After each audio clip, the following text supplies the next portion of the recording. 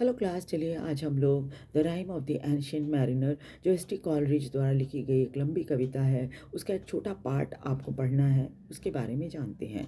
ST. Coleridge एक अंग्रेज कवि हैं जिन्होंने अपनी कविता के माध्यम से एक बूढ़े नाविक की आप बीती सुनाई है, जो एक शादी में जा रहे मेहमान को रोक कर अपनी कहानी सुनने को मजबूर कर देता है और बताता है कि एक एल्बाट्रॉस को मारने के कारण उसके साथियों ने उसे कैसा भयानक दंड दिया था। जब उनका जहाज बंदरगाह यानी पोर्ट से चला था तो सब खुश थे, लेकिन तभी समुद्र में एक तेज़ तूफान आया और जिससे इनके जहाज़ जो है बहकर साउथ में चला गया। आपको पता है ना, उस समय मोटर वाले जहाज़ नहीं होते थे। हवा की मदद से ही जहाज़ चला करते थे। तो इनका जहाज़ हवा की वजह से हवा ने उसको ढकेल कर बिल्कुल दक्षिण की तरफ ले गया।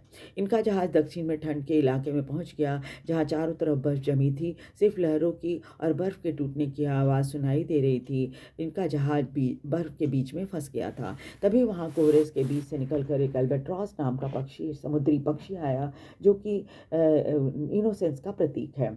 नाविकों ने उसे खाने के लिए दिया। वो रोज़ वहाँ आता। उनके आने से हवा बहने लगी और इन्हें बर्फ़ से नाव को निकालना आसान हो गया था। सब कुछ ठीक चल रहा था, परंतु इस बूढ़े नाविक ने उसे तीर से बिना किसी कारण के मार डाला।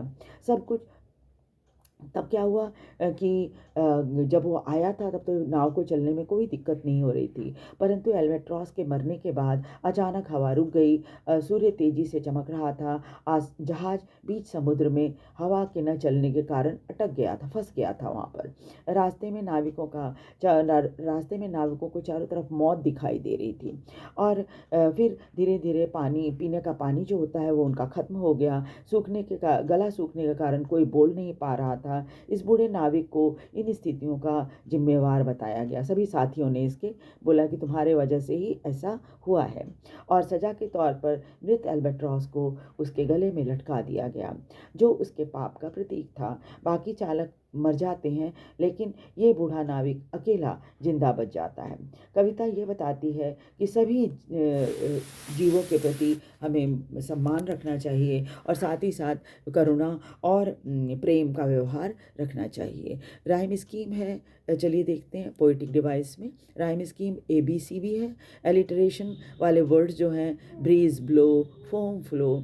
एसोनेंस, इसमें वॉवेल साउंड की रिपीटिशन होती है, जैसे day after day, day after day, जो एंडलेस सफरिंग को दिखाता है। सिमिली यानी कि कंपैरिजन किया जाता है, लाइक और एज यूज कर, as idle as painted ship, है ना। एंजायमेंट, एक लाइन से दूसरी लाइन में हम पहुंच जाते हैं, लेकिन कोई पंक्चुएशन मार्क नहीं होता। पर्सोनिफिकेशन, जैसे सन को, एल्बाट्रॉस को इंसान के रूप में दिखाया गया है। वीडियो कैसा लगा?